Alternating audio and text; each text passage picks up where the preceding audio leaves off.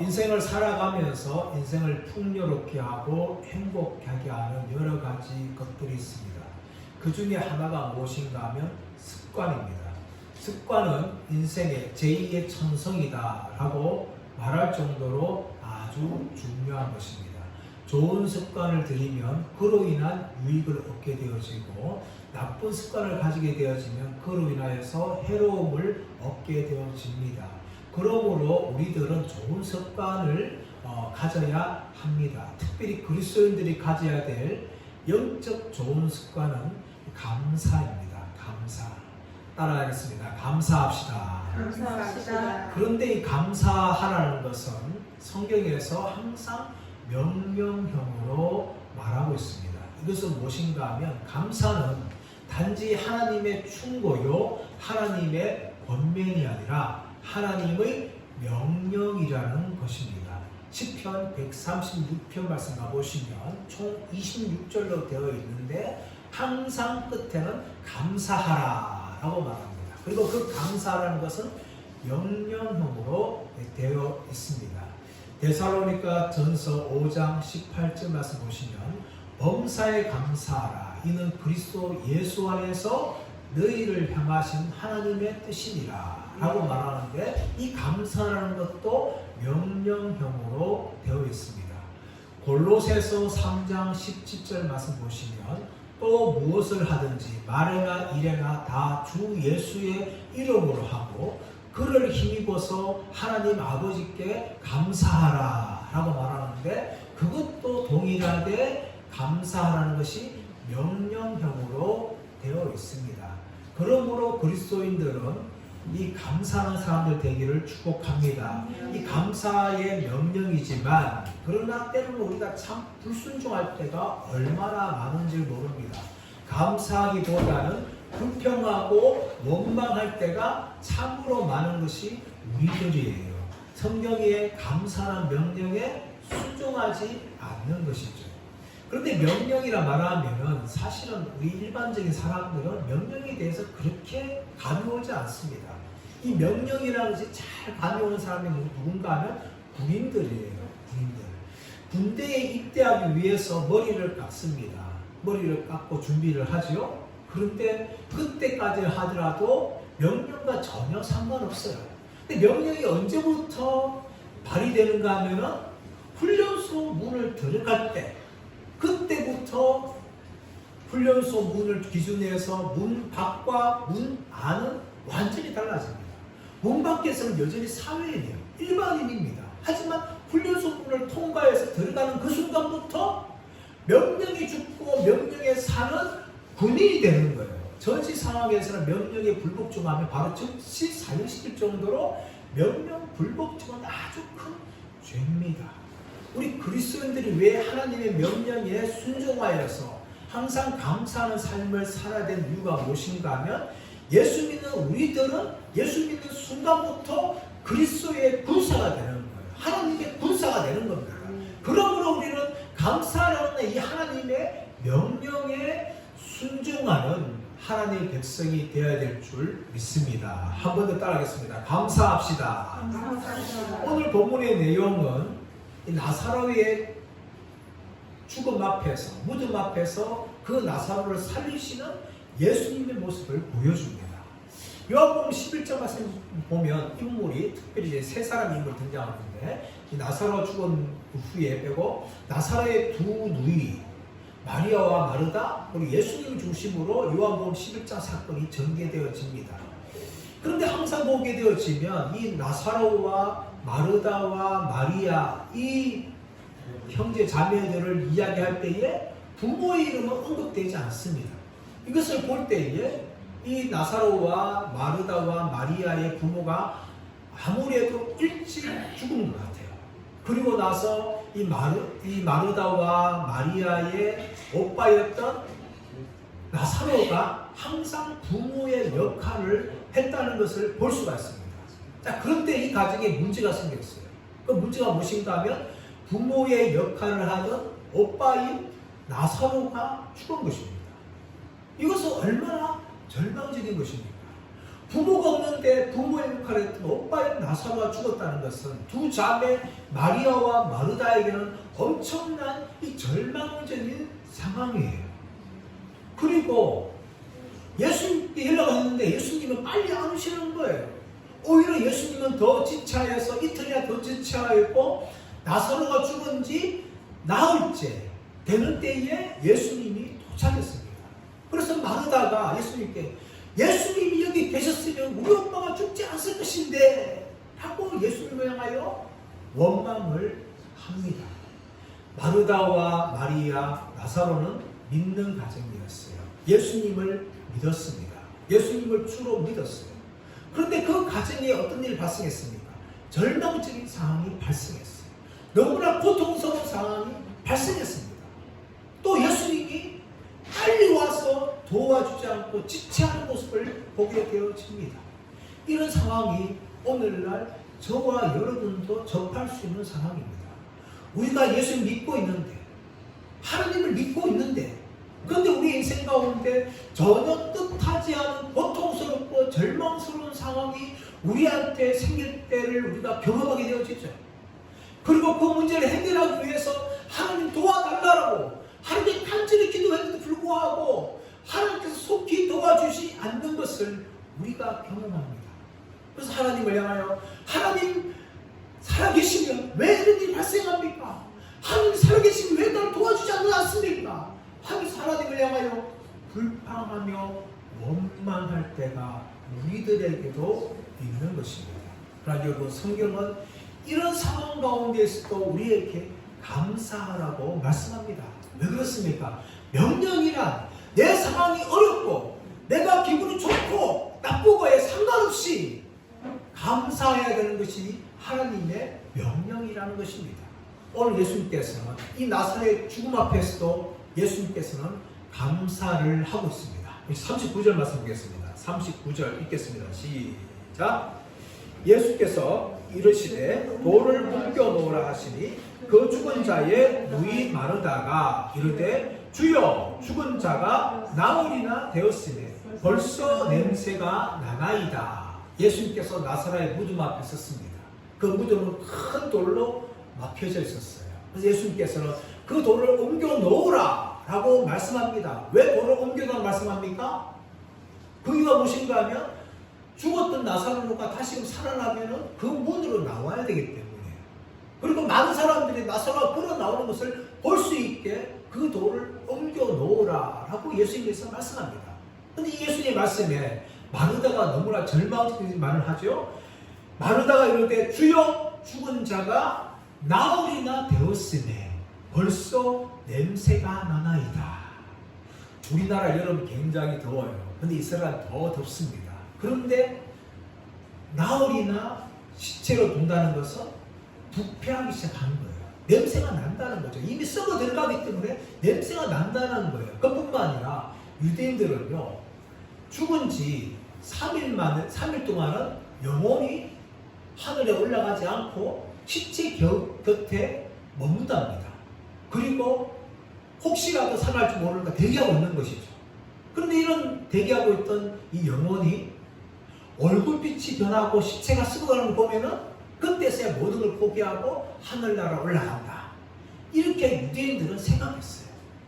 이런 생각을 가지고 있는 유대인들 입장에서 나흘이 되었다면 다시금 나사로가 살아날 수 있는 소망이 아무것도 없다는 거예요. 너무나 절망적인 말 아닙니까? 마르다가 주님, 벌써 죽은 자가 나흘이 되어서 더 이상 살아날 소망이 없습니다. 그렇게 지금 말하고 있는 거예요. 절망적인 섞인 말을 하고 있죠. 그때 예수님께서 말합니다. 40절. 예수께서 이르시되 내 말이 내가 믿으면 하나님의 영광을 보리라 하지 아니하였느냐.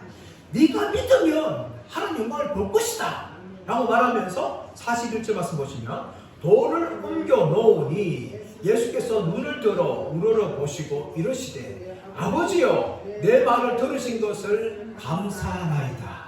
사람들이 예수의 말을 듣고 돌을 옮겨 놓았습니다. 근데 예수님께서 어떻게 합니까? 눈을 들어 우러러 보셨다는 거예요. 예수님은 감사 기도하기 전에 눈을 들어 우러러 보신 거예요. 우리를 보다가 무엇을 보는 거예요? 하늘을 바라보는 거죠. 하늘에 계신 하나님 아버지를 바라보는 것이죠.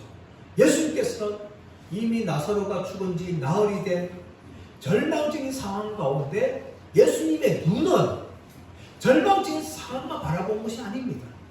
또 예수님의 눈은 고통하고 있는, 원망하고 있는 마리아와 마르다를 바라보는 것이 아니에요. 또 예수님의 눈은 그곳에 모인 사람들을 바라본 것이 아니었습니다. 예수님의 눈은 어디를 바라보았습니까? 우러러서 하늘을 바라본 거예요. 하늘을 바라보면서 예수님은 기도합니다. 어떻게 기도합니까? 아버지요!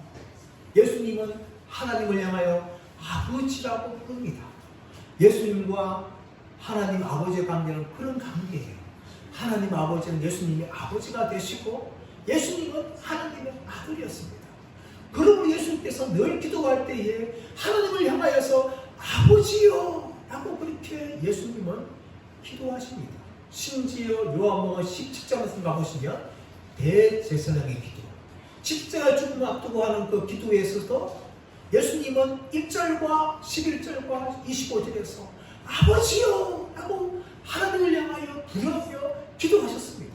그뿐만 아니라 십자가에 달려서 죽으실 때에도 첫 번째 예수님께서는 아버지요, 저들의 죄를 용서하여 주옵소서, 저들이 하는 것을 알지 못하나이다 하면서 하나님을 향하여 아버지라 부르고, 마지막 일곱 번째에 아버지요, 내 영혼을 부탁하나이다 하면서 하나님을 향하여 아버지라 부르셨어요.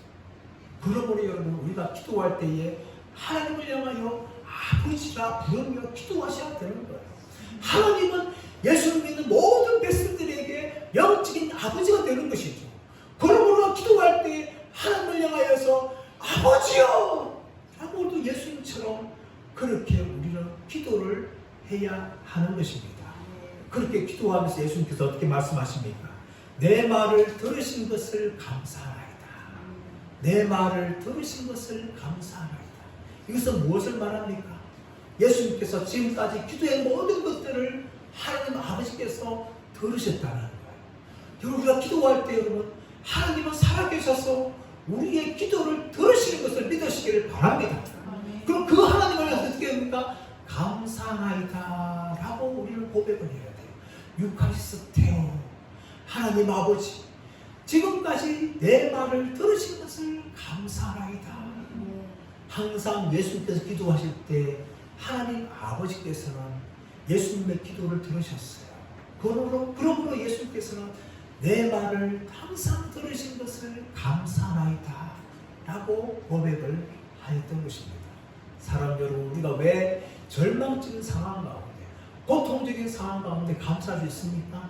그 일이 무엇인가 하면 우리가 기도할 때마다 하나님께서 내 기도를 들으시기 때문에 우리는 감사할 수 있는 것입니다. 복음성가 중에 오 신실하신 주가 있습니다. 지난 모든 세월들 내가 돌아보니 모든 것이 다 감사할 것 같았다는 그 찬송이에요. 우리가 지나온 세월도 보면 고통과 아픔과 절망 상황이 있지만 그때마다 하나님 우리에게 감사를 채워 주셨어요.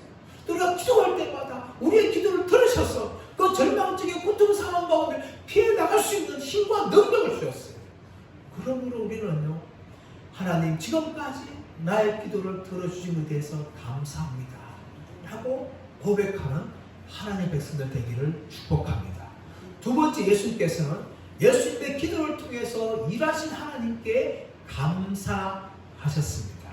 우리 42절 말씀 보겠습니다. 42절 시작. 항상 내 말을 들으시는 줄을 내가 알았나이다. 그러나 이 말씀을 하옵는 것은 둘러선 무리를 위함이니 곧 아버지께서 나를 보내신 것을 그들로 믿게 하려 함이니이다. 42절에서는 초반에 보면 항상 내 말을 들으시는 줄을 내가 알았나이다. 이 말이 무슨 말입니까? 과거에 기도할 때에도 하나님이 예수님의 기도를 들으셨고, 현재 기도할 때에도 하나님께서 예수님의 기도를 들으시고, 또 앞으로도 기도할 때에 하나님께서는 예수님의 기도를 들으신다는 것을 고백하고 있는 거예요. 그래서 항상 내 말을 들으실 줄을 내가 알았나이다. 지금 나사로의 죽음 앞에서 지금 감사 기도하는 예수님의 기도를 하나님 아버지께서 들으신다는 것을 예수님께서 아신다는 거예요. 여러분, 예수님께서 행하신 기적 중에서 오병이의 기적이 있습니다. 이 오병이의 기적은 아주 중요해서 사복음서 모두 다 기록되어져 있어요. 마태복음 14장에서, 마가복음 6장에서, 또 누가복음 9장에서, 또 요한복음 6장에서 이렇게 각각 복음서마다 오병이의 기적을 기록하고 있습니다. 그런데 여러분, 그 공통된 내용이 무엇인가 하면 예수님께서는 오병이의 기적을 행하기 전에 하나님을 향하여 기도하십니다. 기도하신 성에 보시면 축사하신 후에 그들에게 떡을 떼어줬다라는 내용이 나옵니다. 이 축사하던 내용도 감사 기도를 드렸다, 유카리스테오라는 단어예요. 그런데 이 단어가요, 헬라어 시제가 과거 시제입니다. 왜 예수님께서 감사를 과거로 표현할까요? 이 말은 무슨 말인가 하면 앞으로 일어날 것에 대해서 예수님이 미리 과거적으로 감사했다는 거예요. 예수님이 감사 기도 드리자마자 하나님 아버지께서 예수님의 기도를 들으시고 오병이어를 통하여서 5,000명을 먹이시는 기적을 행하신 줄을 예수님께서 아셨기 때문에 미리 과거적으로 감사했다는 겁니다. 오늘 본문이 마찬가지예요. 나사렛 죽음 앞에서 예수님께서 항상 내 말을 들으신 줄 내가 아나이다 하고 고백한 이유가 무엇입니까? 예수님의 기도를 들으시고 하나님 아버지께서 나사렛을 살리시기 때문에 예수님께서 미리 지금 하나님 아버지께 감사로 고백을 하고 있는 것입니다. 사랑하는 여러분, 하나님은 바로 우리의 기도를 들으시고 우리 기도 가운데 역사하시는 분인 줄 믿습니다. 역대하 20장을 생각해 보시면 여호사밧 왕이 다스릴 때에 모압과 암몬 왕들이 연합하여서 여호사밧 왕을 공격합니다. 그때 여호사밧은 절망적이었어요. 이런 절망적인 상황 가운데 있는 여호사밧에게 하나님께서는 야하시엘이라는 선지자를 보내서 말씀하십니다. 역대하 20장 17절 말씀 보시면 이 전쟁에는 너희가 싸울 것이 없나니 대열을 이루고 서서 너희와 함께한 여호와가 구원하는 것을 보라. 유다와 예루살렘아, 너희는 두려워하지 말고 놀라지 말고 내일 그들을 맞서 나가라. 여호와가 너희와 함께하리라 하셨느니라. 하나님께서 두려워하고 있는 여호사밧에게 이렇게 두려워하지 말고 놀라지 말라. 나서 싸워라. 내가 너희와 함께할 것이다. 그렇게 말씀합니다. 그러자 여호사밧이 백성들을 권면하면서 힘을 내라고 하나님이 우리와 함께 하신다 하면서 격려합니다. 그리고 전쟁에서 하나님을 찬양하는 찬양대를 군대 앞에 세우고 찬양을 하게 합니다. 여호와께 감사하라. 그의 인자하심은 영원하리로다. 그렇게 하나님을 찬양하는 찬양대에 소리를 올려드립니다. 그때 하나님께서 역사하시는데요, 하나님께서 복병을 두어서 모압과 암몬을 공격하시고 또 모압과 암몬이 서로 싸우기를 통하여서 그 전쟁에서 여호사밧이 승리하게 하십니다. 하나님께서는 이 여호사밧이 찬양들을 통해서 여호와께 감사하라. 그는 선하시며 인자하시다. 하나님 그 인자하심은 영원하다. 그 찬양을 올려드리는 것을 기뻐하셨어요. 그리고 그 감사의 기도를 들으시고 하나님이 역사하셔서 여호사밧을 향하여서 큰 승리를 거두게 하셨다는 것입니다. 여러분, 절망적인 상황에서 앞이 보이지 않는 그 상황 속에서 우리가 미리 감사할 수 있는 것은요, 우리에게 믿음이 있어야 돼요. 믿음이 없으면 감사할 수 없는 것입니다. 절망적이고 고통 상황 가운데서 하나님께서 일하신 것을 바라보면서 감사할 수 있다는 것은 믿음이 없으면 할 수 없는 일입니다. 하나님은 그 믿음을 보시고 더욱더 많은 감사의 일을 우리에게 보여주신다는 것입니다. 여러분, 교회사를 보면 유명한 설교자가 있는데 그 설교자 중에 무디 선생이 있습니다. 이분은 시카고에서 대부흥을 일으켰던 분인데 이분을 기념하는 교회를 제가 15년 전에 방문한 적이 있어요. 그때는 이제 새롭고 큰 붉은 벽돌인데 원래 이 시카고에 세웠던 교회는 그 교회가 아니었습니다. 시카고에 대화재가 있어가지고 무디 선생이 목회했던 그런 교회가 불타버렸어요. 그래서 기자가 이야기합니다. 무대 선생, 당신이 설교하고 있는 그 교회가 다 불탔는데 어떻게 할 거요? 그렇게 이야기하죠. 질문에 무대 선생이 이렇게 말합니다. 비록 이 교회당은 불이 탔지만 내 안에 계신 하나님은 불타지 않았습니다. 저는 오래전부터 하나님께서 아름답고 크고 예배당을 주실 것을 위해서 기도하고 있습니다. 이를 통해서 하나님께서 일하실 줄 믿습니다. 그렇게 무디 선생이 말을 했다는 거예요. 얼마 지나지 않아서 영국에 있는 교회들이 부흥을 하기 위해서 무디 선생을 초청했어요. 무디는 영국을 건너가서 부흥에 인도하는데 그 부흥에 통해 하나님이 큰 역사를 주셨어요. 영국 많은 사람들이 정말 감동을 받았고 또 그 일을 통해서 예수님의 사람이 많이 나타났습니다. 너무나 감사해서 영국 교회가 무디 선생에게 헌금을 했는데 그 헌금을 가지고 가가지고 교회를 크고 아름답게 그렇게 지을 수 있게 되었던 것입니다. 여러분, 하나님은요, 우리가 절망적인 상황 가운데서 하나님께서 일하실 것을 믿고 감사할 때에 하나님은 우리의 믿음을 받으시고 우리 하나님께 감사할 수 있는 제복을 하나님께 주시 믿습니다. 그러므로 여러분, 우리는 절망적이고 어떤 상황 가운데 감사해야 됩니다. 하나님 그 감사를 기뻐하시고 더욱더 감사할 수 있는 일들을 우리에게 허락하신다는 것입니다.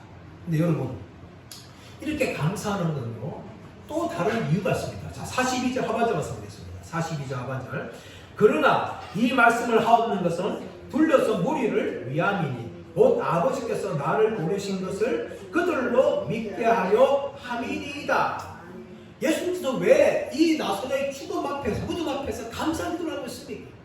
그것은 무엇인가 하면 예수님을 위한 것이 아니라 저 무리들을 위한 것인데 아버지께서 나를 보내신 것을 저들로 믿게 하기 위해서 내가 지금 나사로의 무덤 앞에서 감사 기도를 하고 있습니다 라고 말하는 것입니다. 예수님께서는 감사 기도 후에 나사로에 나오너라 말씀하시고 죽었던 나사로가 붕대를 맨 채로 걸어 나와서 많은 사람들이 예수를 믿는 일을 이 요한복음 11장은 기록하고 있어요. 마찬가지로 여러분, 우리가 절망적인 상황 가운데 감사할 때는요, 우리의 모습을 보고 믿지 않는 사람들이 감동을 받게 되었습니다. 저 사람 나와 똑같이 고통스러운 상황인데 어떻게 저렇게 감사할 수 있고 기뻐하면서 살 수 있느냐, 참 신기하다 하면서 우리가 가진 믿음에 대해서 궁금해할 수 있다는 것이죠. 베드로전서 3장 15절 말씀 가보시면 베드로가 고통당하고 있는 성도들에게 말합니다. 너희 안에 있는 소망에 관해서 말할 준비를 항상 하고 있으라. 그렇게 말하는 거예요. 왜 그런가 하면 고통당하고 있는 성도들이 소망과는 승리를 볼 때에 주위에 있는 믿지 않는 사람들이 감동을 받는다는 거예요. 그것을 대답할 것을 항상 준비하고 있으라. 그렇게 말하고 있는 것입니다. 동일하게 여러분, 우리가 절망적인 상황, 모든 사람들이 다 절망적이고 고통스러운 상황 가운데 있을 때에 우리가 감사하게 되어지면 예수 믿지 않는 사람들이 너무나 신기하게 생각하고 정말 궁금해한다는 거예요. 왜 당신은 이렇게 어려운 상황 속에서 감사하며 살 수 있습니까? 그럴 때에 우리는 우리의 믿음을 가지고 고백하는 거죠. 하나님이 지금도 살아계십니다. 하나님이 지금도 내 기도 들으시고 응답해 주십니다. 이 모든 일을 비록 지금 고통과 절망적인 상황이지만 하나님이 들으시고 더욱더 감사할 수 있는 것을 우리에게 허락하실 줄 내가 알고 있습니다. 그렇게 고백할 때에 믿지 않는 사람은 더욱더 궁금해하고 우리의 믿음에 대해서 호기심을 갖게 되어지고 더 나아가서 내가 믿는 예수님을 그들도 믿게 되는 일이 발생할 수 있기 때문입니다. 그러므로 여러분, 어떤 절망을 만나고 어떤 상황 가운데 있다 할지라도 감사할 수 있는 저와 여러분 되기를 예수님의 이름으로 축원합니다. 제 말씀의 결론을 맺기를 원합니다. 여러분, 감사한다는 것은 너무나 좋은 습관이에요. 하지만 그리스도의 군사된 우리들에게는 감사하는 것은 하나님의 명령입니다. 그러므로 우리가 날마다 감사한다는 입술의 고백이 우리 가운데 흘러나오기를 축복합니다. 그리고 절망적인 상황 가운데 예수님처럼 감사 기도함을 통해서 나사로가 살아나는 이 놀라운 기적을 경험했듯이 우리 삶에서도 모든 어려운 상황이 물러가고 하나님의 축복이 우리에게 임하는 이 모든 걸 경험할 수 있는 저와 여러분 되시길 예수님의 이름으로 축원합니다.